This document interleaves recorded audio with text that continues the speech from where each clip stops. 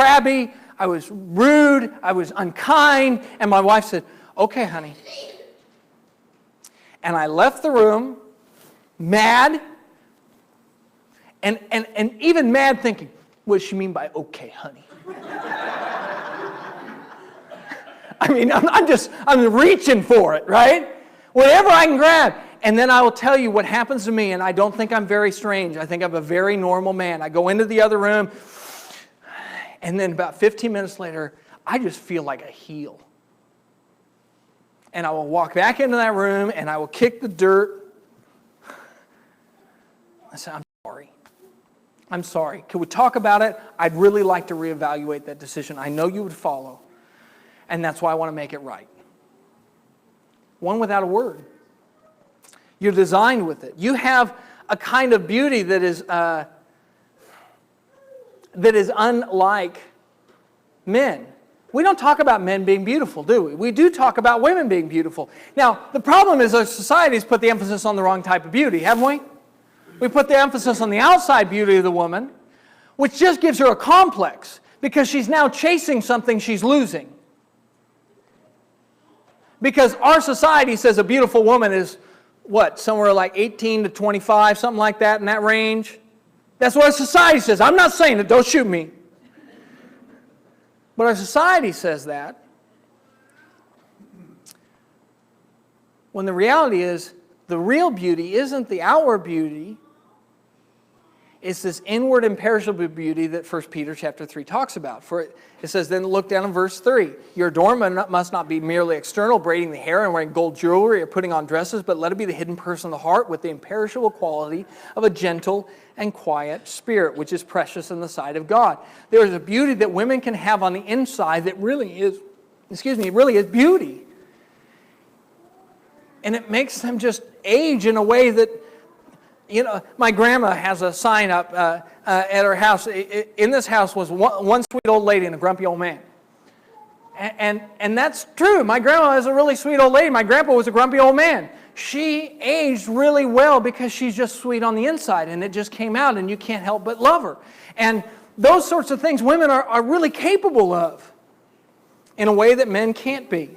Or a gentle and quiet spirit, that sense of peace that women can bring, so much different than men.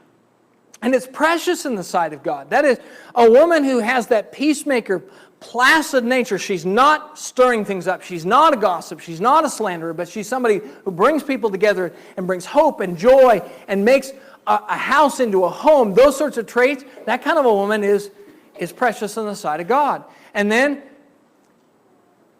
she has no fear. Now this one is not in 1 Peter chapter 3. But over in Proverbs chapter 31, I want you to go on your own time. I'm not going to go there myself right now. But Proverbs chapter 31 talks about one of the qualities of the Proverbs 31 woman is that she laughs at fear. Because instead of being a worrier all the time, instead of, how's this going to work out and this won't work out, and how are these things, instead of that anxiety that's such a tendency and a temptation for women, she has said, I give it over to God, and I'm going to be okay with life. And she just smiles. And she has a contentment. There's an ability that women have to change this world in a way that men simply don't.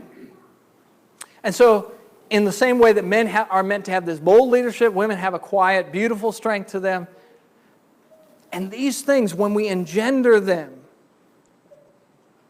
when we cultivate them in our sons and our daughters and in ourselves, and that's the only way you're going to cultivate them in your sons and daughters, correct? Because they'll see what you do before they listen to what you say. When we do that, we give them a gift. Because we tell them, look, this is the way God made you, and we allow them to be good at what God made them for. Instead of telling them, you could try and climb a tree, you fish. It's not the way God makes us. And a life well lived will only happen when we accept the way God designed us to be and live accordingly. I know that I have gone over time this evening, and I apologize for that. And I thank you very much for the gift of your time. God's people are the best people on the planet, and you're patient enough to give me time even when I've gone over. Thank you very much for this evening. Do we have an invitation song? Yes. 585. Invitation song is 585. If you are not a Christian and want to be one, please come forward as we stand and sing.